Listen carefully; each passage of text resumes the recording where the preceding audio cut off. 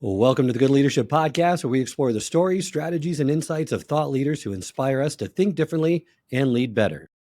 Now, Taylor Swift isn't just a singer-songwriter. She's a master strategist, brand architect, and cultural force who has continuously reinvented herself while building one of the most loyal fan bases in history. From her early days as a teenage country singer to becoming a global pop icon, Swift has defied industry norms, controlled her own narrative, and redefined what it means to be an artist in the modern era. But what can business leaders, entrepreneurs, and creatives learn from her journey? Well, today I'm joined by Kevin Evers, the author of a new book titled There's Nothing Like This: The Strategic Genius of Taylor Swift. He has analyzed Swift's career through the lens of leadership, branding, and strategic reinvention. We'll explore the mindset, the marketing genius, and the industry shaping moves that have made Swift one of the most influential figures of our time. So, whether you're a Swiftie or a business leader looking for inspiration, or just someone fascinated by the art of reinvention, this episode is packed with insights you won't want to miss. Let's get started. Welcome to the Good Leadership Podcast, where we explore the stories, strategies, and insights of thought leaders who inspire us to think differently and lead better.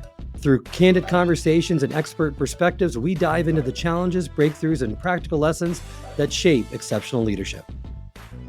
I always like to start out with really what inspired you to explore and write about Taylor Swift and her journey? Taylor Swift's name is on the cover of this book. Her image is on the cover of this book, but I approach this book no differently than I would if I was writing a book about Steve Jobs or Jeff Bezos. Swift, as we know, is a really talented songwriter that has contributed mightily to her success, but she also has great entrepreneurial instincts. You don't get to her position, you don't have so much longevity without having great entrepreneurial instincts. And she's in a market, the music industry is cutthroat. It's traditionally been very cutthroat. It's really hard to break out, but it's really hard to scale your success and popularity because the music industry tends to go through stars and even superstars as if they're fashion trends. So I was really interested to start at the beginning of her career and go all the way through every album and every pivotal decision that she's made to really uncover how she's been able to reach such outsized success. All right, well, let's start at the beginning. Taylor Swift wasn't just another hopeful musician. She was a young artist with a clear vision, incredible work ethic, and a strategic mindset well beyond her years. Yet we know that talent alone isn't enough to break through, which brings me to this next question of why do some young artists fail despite having the talent? While with Taylor Swift, she achieved extraordinary success. So do you think her edge came more from her mindset, preparation, or something else? I think it's all of the above, but I think the major reason why she was able to break through in country music in particular is because she tried to seize an opportunity that others had ignored. So she had such a clear vision. She wanted to write her own songs. She wanted to write those songs for her peers, fellow teenagers, specifically teenage girls. And she wanted to put out an album as soon as possible. She didn't want to wait. But the consensus in country music was there's no audience for teen girls. And of course, she persisted and she was very headstrong. She was very stubborn about this. So she ended up working with a man named Scott Borchetta, who he left Universal Music Group to form his own label. And he didn't have funding, he didn't have a headquarters, and that startup didn't even have a name. But he was very confident that she should be writing her own songs. And he told her, I would never tell you to write someone else's songs. And this ended up being a great strategy because, as we all know, there was a huge market for teenage girls at the time. And this really helped Swift break out because, as the country music establishment, all these other artists sounded similar and were fighting for the same radio placements. Taylor Swift was doing something different. So that really ended up being a huge advantage for her. Well, that's such an important response too, because we often assume talent is the primary driver of success. The truth is that talent is just a baseline requirement, and what separates those who really break through from those who don't is that combination, right, of mindset, work ethic, strategy, and resilience. And she really excelled in all of these areas. And she also understood her audience, which is just as important as having the talent to deliver a great product. So many brands struggle with this to truly understand and connect with their audience. What made Taylor Swift so exceptional at identifying and catering to her target market?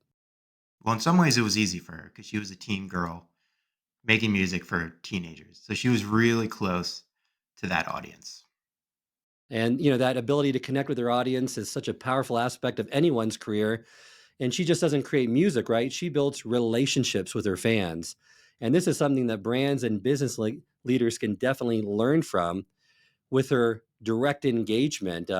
And it's fascinating how it shows that Swift isn't just selling music, right? She's selling an experience and creating a relationship with her audience. And speaking of understanding of overlooked audiences, let's talk about a historical comparison because in the book you have a great story about Marvel, the comic books, who successfully tapped into an overlooked audience, college students in the 1960s, by creating more relatable and complex superheroes. How does Swift's strategy of targeting teen country fans compare to Marvel's approach, and what can businesses learn from both examples? So Marvel in the 60s was also in a cutthroat market. They were a pretty small brand, and DC Comics, which you know from the Batman comics, was the biggest comic book creator in the market.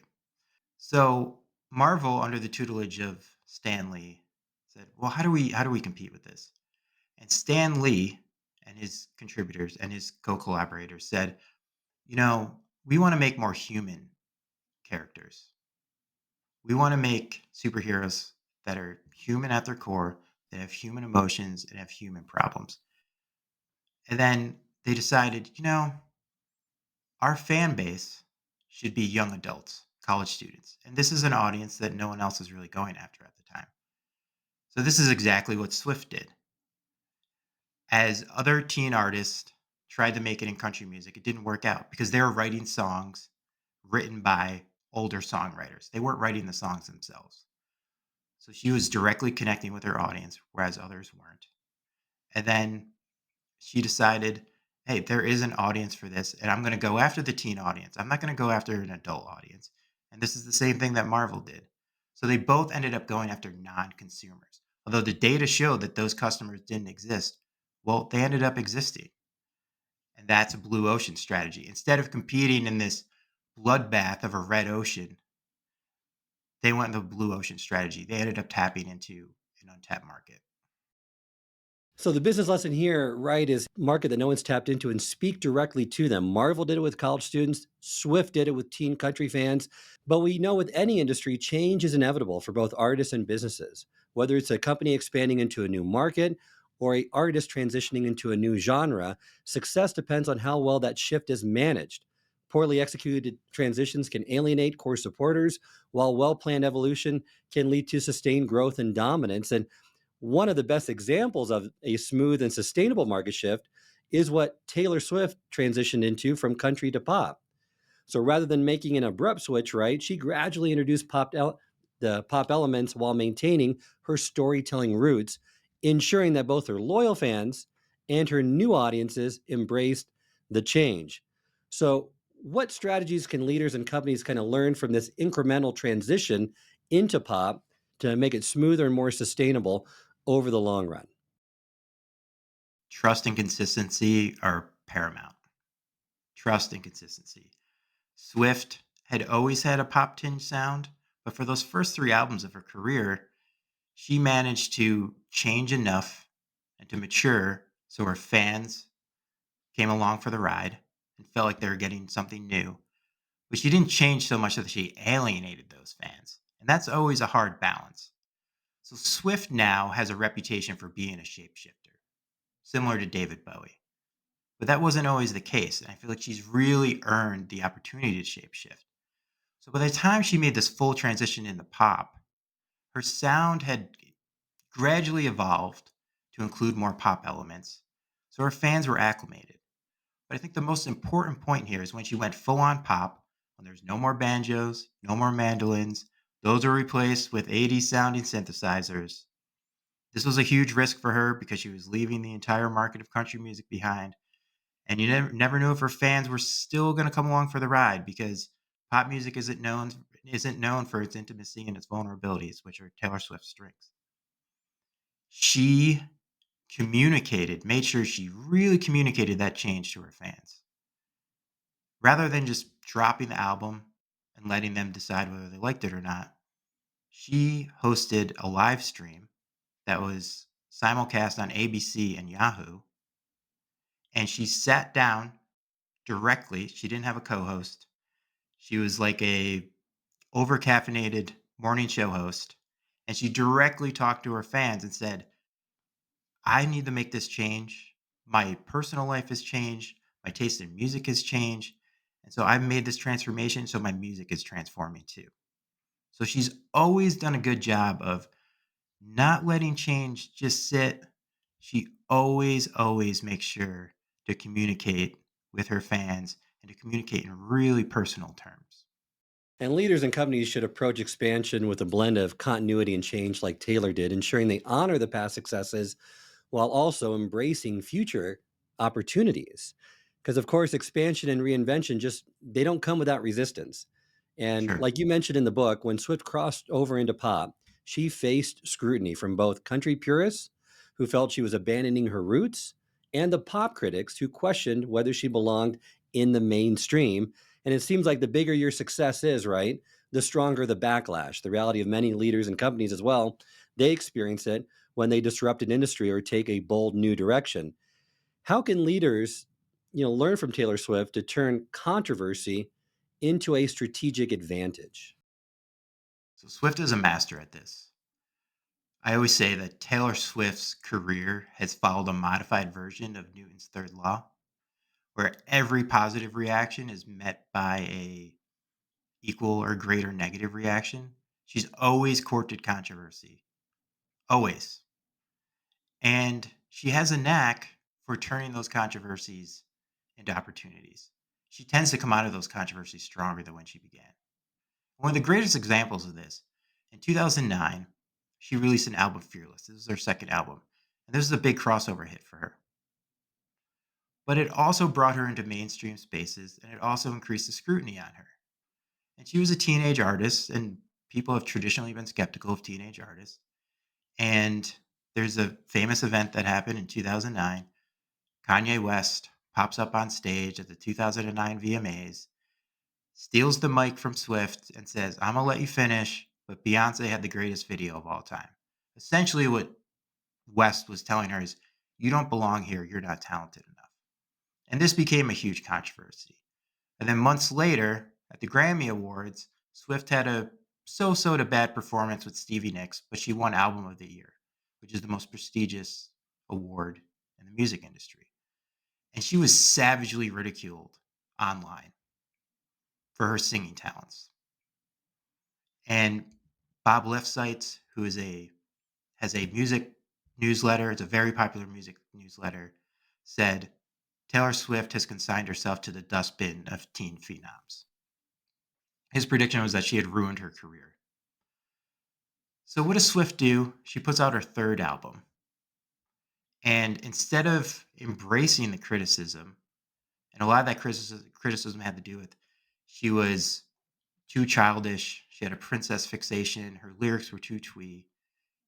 She doubled down and tripled down on what she does best. She decided to write the album all by herself. She didn't use any co-writers, and she used that as part of the promotional campaign. So she turned this moment of controversy into a moment of empowerment for her and her fans. And you see this happens again and again throughout her career. She faces these controversies where she really communicates with her fans and she turns them into sources of empowerment. And this is why her fans stick around for so long. Well, I love that. And for leaders and companies, controversy also is inevitable. However, strategic handling of backlash, public scrutiny, or industry shifts can turn negative moments into defining successes, like with what Taylor has done. But you have to control the narrative. You have to prove the critics wrong right through action and use setbacks as a catalyst for growth. So many artists create music with the hope that it resonates with their audience. Few understand that fans deeply contribute to that success, and Taylor is very well aware of that. Her success isn't just about writing catchy songs, it's about knowing exactly why people connect with her music and what role it plays in their lives. And I love in the book how you bring in Clay Christensen's job to be done theory. that closely aligns with this, with suggests that people don't buy products simply for their features, but for what the product helps them achieve in their lives. And this can also be applied to music. So, what is the job to be done theory, and how did Swift apply it so intuitively? So this all goes back to the fact that Swift came about, broke through when she was 16, right? In her initial vision, she wanted to write songs for her peers. But of course, she grows older, right? And she's continually done that. She's matured with her fans, and her fans have matured with her. So this all goes back to 16-year-old Swift. She knew that she wanted to write music for her peers, personal songs for her peers. And of course, this created deep relationships with her fans. But she needs to mature. She grows older, so do her fans. And she's always been able to do this.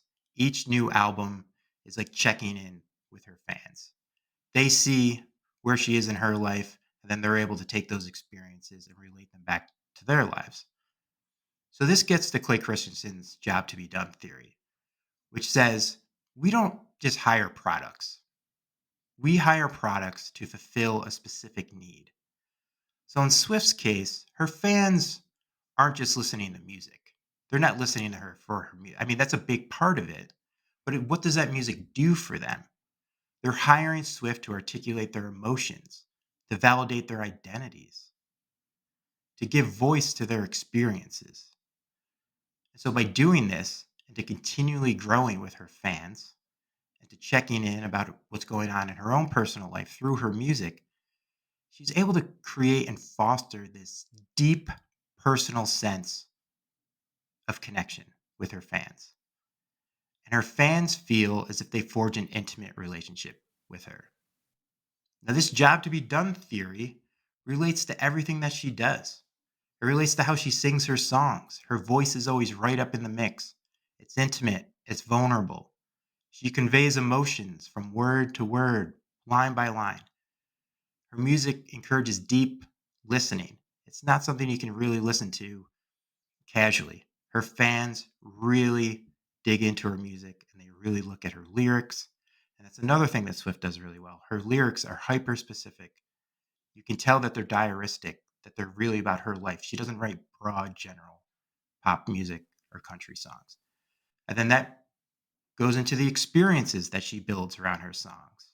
Her concerts, traditionally, her concerts, a lot of artists will play a greatest hits show. They'll play some from the new album, but they play a lot of songs from their older albums as well. Swift would build Broadway esque stages and set list around each album that she creates. And we saw the culmination of this with the Eras tour. I went to the Eras tour, I took my 6-year-old daughter, and we're on the floor, and she's standing on her seat, and she's hugging me so she can see the crowd, or she can see Swift. And before Taylor even came out, there were women around me weeping. I think that goes back to the job to be done. Swift has consistently known that she needs to foster these deep relationships, and everything that she does goes back to fostering those deep relationships. So 20 years into her career, that's why women feel like they're having deep emotional experiences before the concert even begins. You're right. Success is never static. It requires continuous adaptation.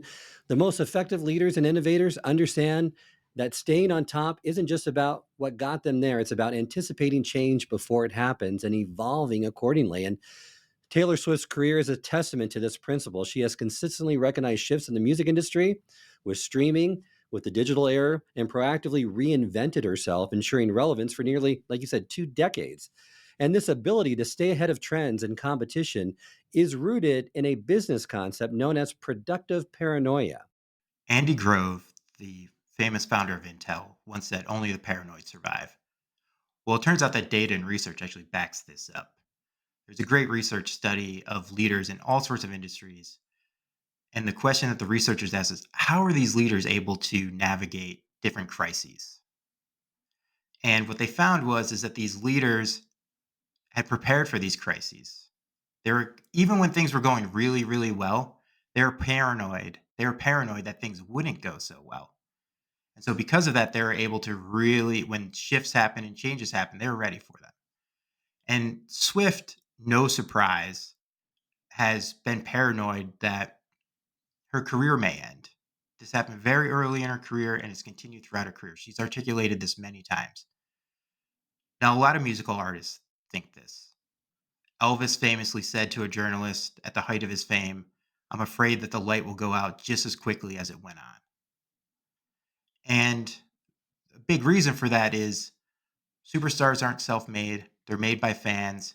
And just like social media giants have tumbled before, artists can tumble as well.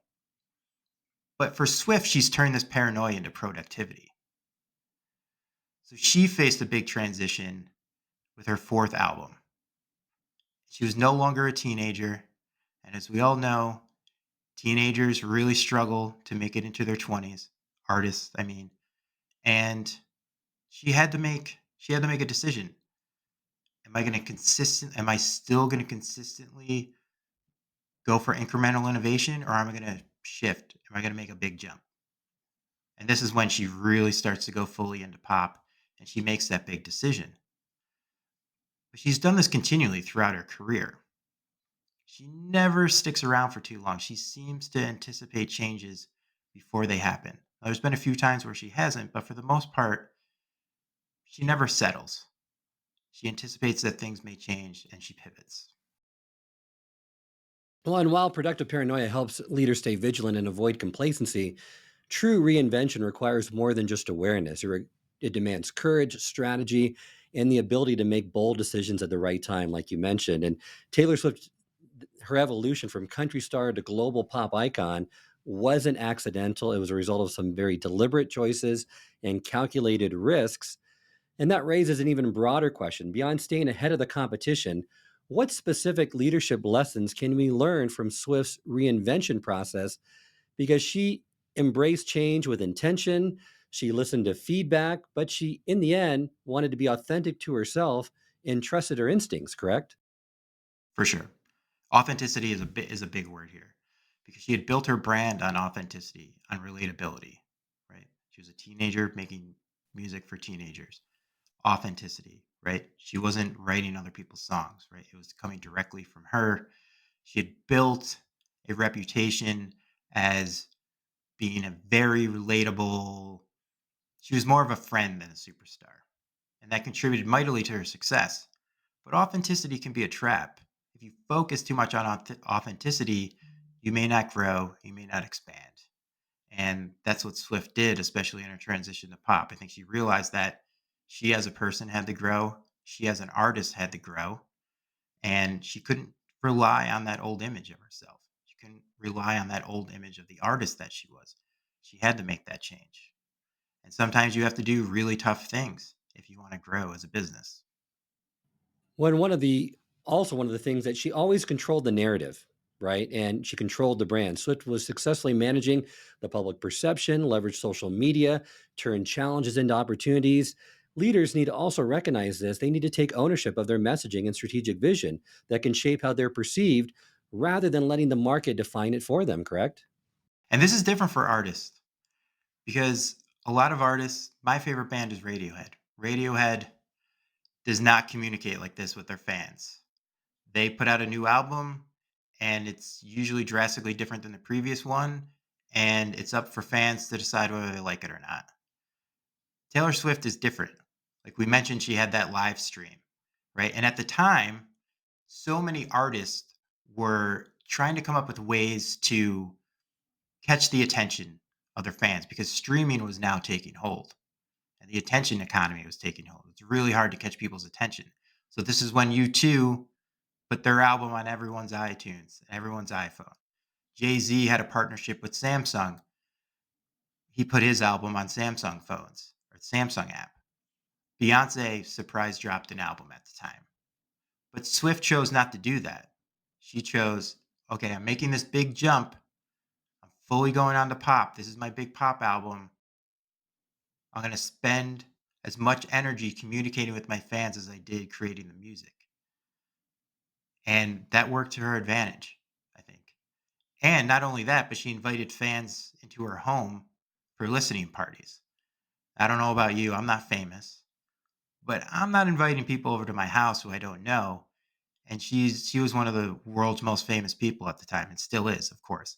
So she really goes above and beyond to communicate with her fans and make sure that they're comfortable with the change rather than letting that change just sit out there. That's so important to staying relevant. And throughout her career, she's faced numerous challenges, industry shifts, like we mentioned, public controversies, personal setbacks that could have easily derailed a less adaptable artist.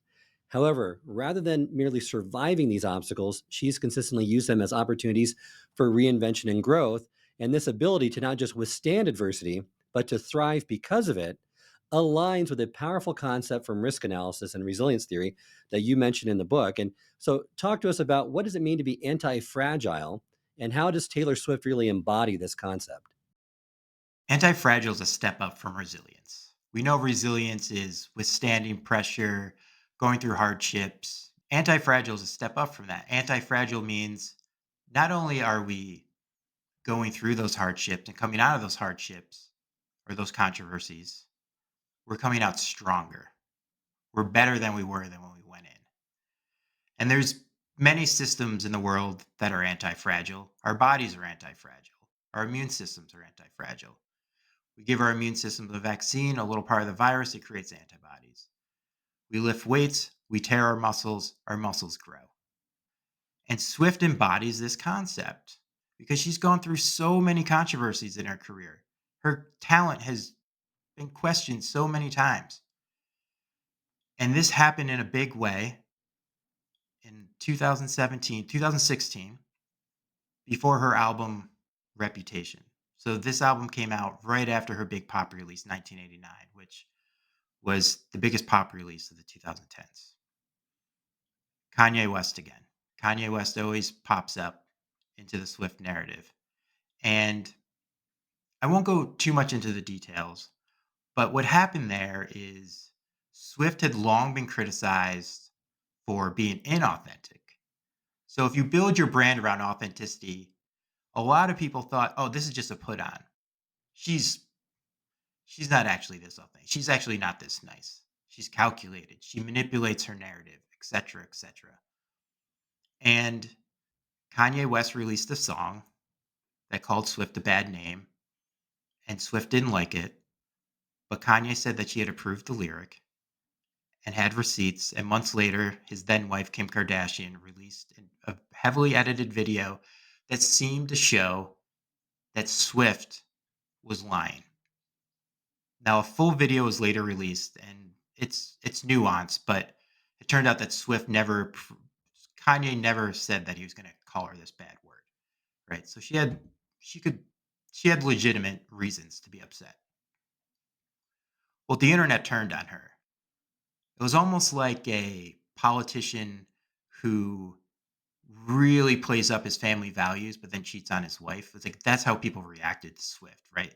Because it seemed like she had built up this reputation for being this really nice, authentic, every girl persona, but then the video showed that that was a put on. Of course, it wasn't a put on, but the internet turns on her, and it was huge. She thought that she had lost her career essentially, right?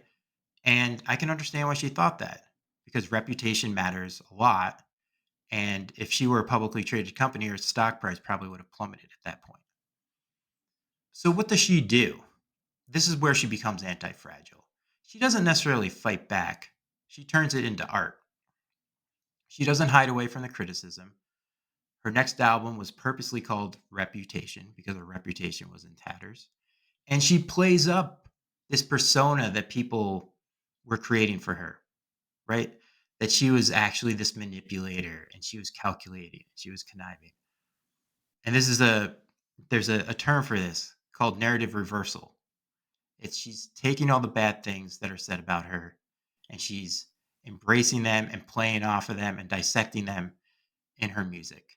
So again, this is another place where Swift turns a controversy into a moment of empowerment for her and her fans. I hope this episode has provided you with valuable insights. If it has, I ask you to share it with someone who would also benefit from it. If you've been enjoying and gaining knowledge from this podcast, then subscribe to our YouTube channel where you can find all the previous episodes of the podcast and additional learning resources.